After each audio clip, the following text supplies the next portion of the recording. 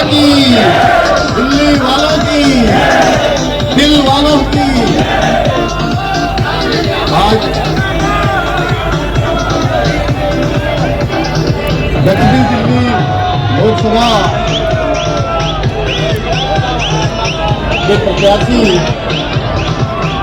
दिल्ली विधानसभा के नेता प्रतिपक्ष और दिल्ली दक्षिणी के प्रत्याशी, जिनको भारतीय जनता पार्टी के केंद्रीय संसदीय बोर्ड ने माननीय प्रधानमंत्री मोदी जी के नेतृत्व में आप सबके लिए, आप सबकी सेवा के लिए दक्षिणी दिल्ली के इस लोकसभा क्षेत्र को तेज गति से विकास की गति देने के लिए आप सबके बीच में प्रत्याशी बनाकर आप सबकी सेवा के लिए भेजा है। उनके नामांकन समारोह में आदरणीय रामवीर सिंह भदौड़ी जी, हमारे दिल्ली प्रदेश के बहुत ही ऊर्जावान और कर्मठ अध्यक्ष भाई वीरेंद्र सचदेवा जी, दिल्ली की सह प्रभारी राष्ट्रीय मंत्री बहन डॉक्टर अलका गुर्जर जी। भाइयों बहनों, हम सब जानते हैं कि ये दिल्ली दिल वालों की दिल्ली है।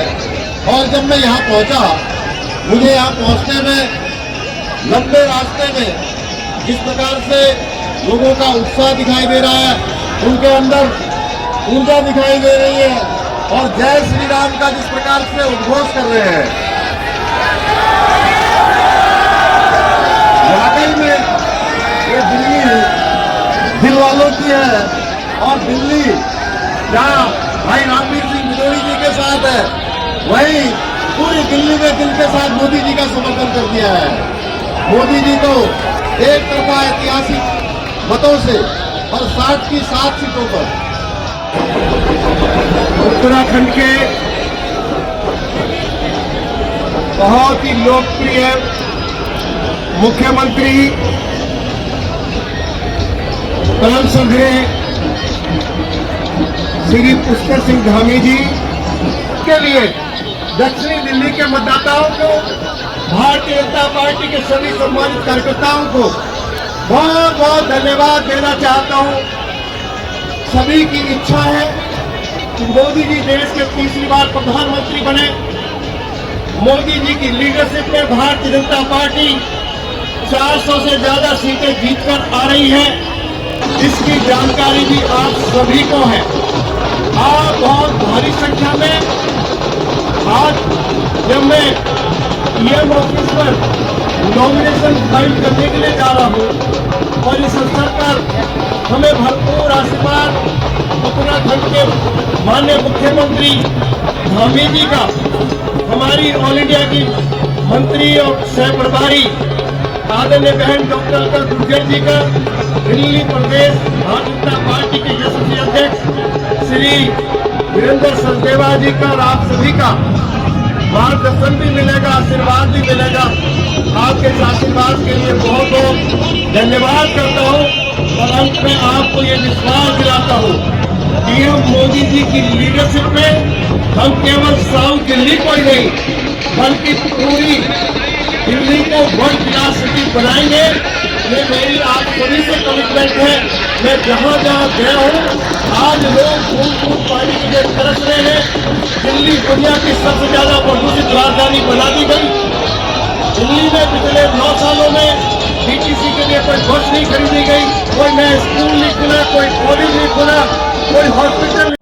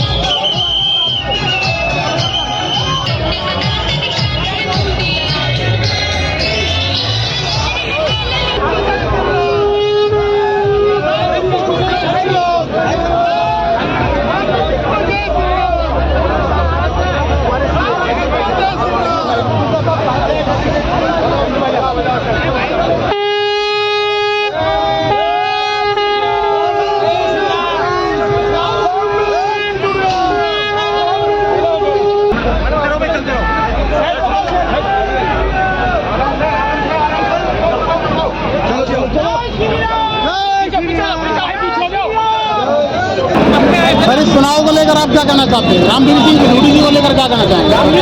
चुनाव देश भर में हो रहा, लेकिन आज कैसा उत्साह मैंने अपने पूरे जीवन काल में नहीं देखा। आज हर कार्यकर्ता ने अपने मनोभाव से ये तय कर लिया है कि हमने इस बार 400 पार करके रहना है। आज इतना बड़ा हजूम माननीय रामवीर सिंह बिधूड़ी जी के नॉमिनेशन फॉर्म में इस बात की गवाही देता है कि दिल्ली 7 सीटों पर एक तरफा भारतीय जनता पार्टी को चुन रही है। बहुत बहुत धन्यवाद सर। हाँ जी सर,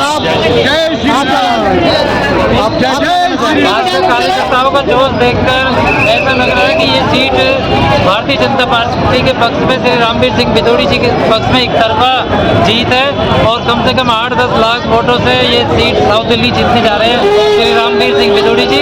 और उन्हें तीसरी बार श्री नरेंद्र मोदी जी को प्रधानमंत्री बनाने के लिए साउथ दिल्ली की जनता ने ठाना है और अब की बार 400 पार पूरी करनी है। धन्यवाद सर। लोगों ने कहा, कुछ लोगों ने कहा कि हमारा प्रधानमंत्री 4वीं पास नहीं है और IAS को जो है 4वीं पास में 4 जेल में बहुत गंदगी हो गई थी। बोला झाड़ू झूड़ू लगाया और वहाँ पे सफाई कर, क्योंकि मोदी जी का पहला मंत्र है स्वच्छता का अभियान, और उन्होंने वो अभियान चलाया और कामयाब बनाया। 4 मंत्री उनके अंदर जेल में है। यहाँ क्या करेंगे अब वो? किस मुंह से वोट मांगेंगे भ्रष्टाचारी? गाँव को भी देखते हैं, इनसे बात करेंगे महिलाओं से। तो आप क्या कहना चाहते हैं मोदी जी के विषय में और जो रामवीर सिंह बिधूड़ी जी के विषय में आप क्या कहना चाहते हैं? भाई मैं तो सबसे पहले मोदी जी, क्योंकि इस बार का चुनाव मोदी जी के नाम से ही लड़ा जा रहा है। बाकी रामवीर बिधूड़ी जी भी उन्हें बेस्ट MLA का अवार्ड भी मिल चुका है और उन्होंने विधानसभा में केजरीवाल को अच्छी पट्टी भी दी है, कई सारी बातें बोल बोल के शराब घोटाले के ऊपर। और वो तो Ramvir Bidhuri is the best. लेकिन वो 10 लोगों में आएंगे, भारत के 10 लोगों में सबसे अच्छी जीत के साथ। बाकी Modi ji is the best.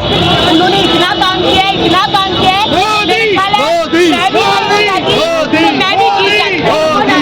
मैं भी खड़ी हो जाती ना अगर चुनाव में, चाहे आज राहुल गांधी के खिलाफ खड़ी हो जाऊँ रायबरेली में, तो भी जीत जाऊंगी। इतनी मोदी की गारंटी है।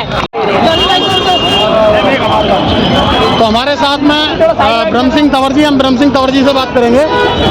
सर, हमें उम्मीदवार के विषय में बताइए, जो भारतीय जनता पार्टी ने उम्मीदवार दक्षिणी दिल्ली को दिया है, उसके विषय में थोड़ी जानकारी देंगे। रामवीर सिंह बिधूड़ी थोड़ा तेज सर।